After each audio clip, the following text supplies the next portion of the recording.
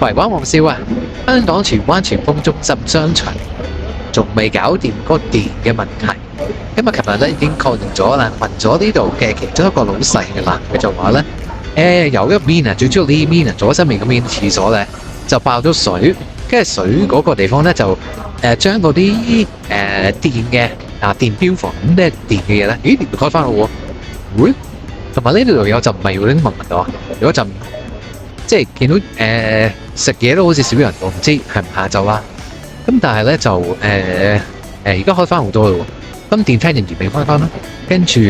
即係嗰個爆渠咧，令到嗰個電箱有問題，跟住咧就成呢一邊咯，嗰邊好似仲有電嘅，即係話樓下嗰個餐廳仲開到，我琴晚見唔到。咁呢間新科嘅裝潢，跟住呢啲呃人 Bitcoin 呃人嘅嘢，跟住係啦，咁大致上咧開翻唔少噶。